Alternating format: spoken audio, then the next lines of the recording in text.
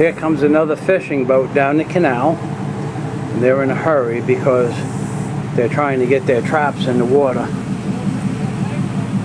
That's why they're making the big wake. It's not really legal, but no one says anything about it because the men are just trying to make a living.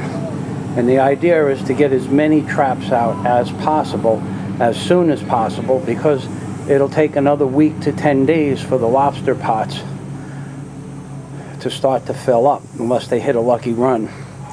When the lobsters troop in a straight line across the ocean, sometimes the lobsters will troop right into a trap line, and if the trap line is running parallel to the troop of the lobsters, and that's what it's called, trooping, the lobsters will in fact fill up 10 pots because they drop them down in trap lines of 8 or 10 pots, and you could get 70 or 100 pounds of lobsters in each trap, which is very rare, but it happens, and I've seen it happen.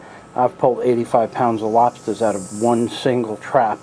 The next trap had nothing, and the rest of the line had 2 or 3 lobsters on a boat called the Catherine Hannah. Well, at the time it was called the Hannah Marie, but he bought a new boat and changed the name. His name is Peter, and I've seen some strange things. I've seen 10 traps so full you couldn't get another lobster in the trap. When they troop in a straight line, and they will, if they're walking, I mean, if when I say a straight line, if they're walking across the top of the trap, they'll fall into the hole of the trap every time until they can't fit any more lobsters in the trap. It's the strangest thing.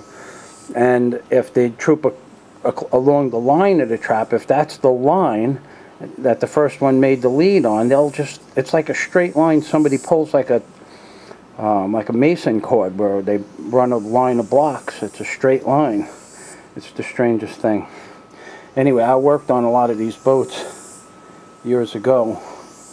I could get a job on one now. They pay pretty good money. They have but you have to work hard.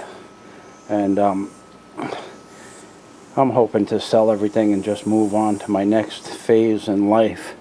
I don't really want to work that hard anymore unless it's for myself, and then it pays to work that hard. But to work on that lobster boat, it might have been one of the more dangerous jobs I've done, and I have done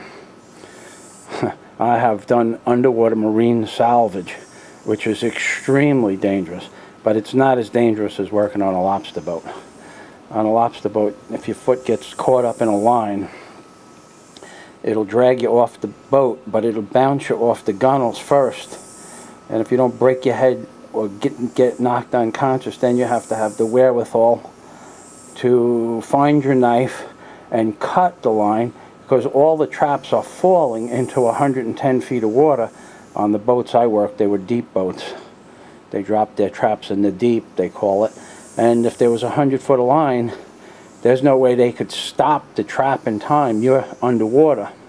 I mean, they'll try to get the trap hauled back up, but that means the captain has to haul, run the boat into reverse, full throttle, and then get the line into the hauler, and there might be 6 traps before you. You have to depend on you to get back out of the trap line, because it usually locks up around your ankle in a wrap. And you have to cut that line below you while you're falling into the water down to as deep as 100 feet. So that kind of, or a trap, 125-pound trap can fall on your rubber boot, because there's no steel-toed shoes on a lobster boat. Or you could get your hand caught in a hauling mechanism, and that cuts your hand off, and then your hand falls in the water. So there's a lot of dangers of a lobster boat that I've done, but I just don't like it, and I won't do it again unless it was an absolute necessity. And if things get that bad, you just start selling off your personal shit at that point, because that boat is that's just pure danger. People die every year on one of those stupid boats. Okay, then that's my dissertation on lobster fishermen. I'm waiting for Pete to come back out. That should be the next video.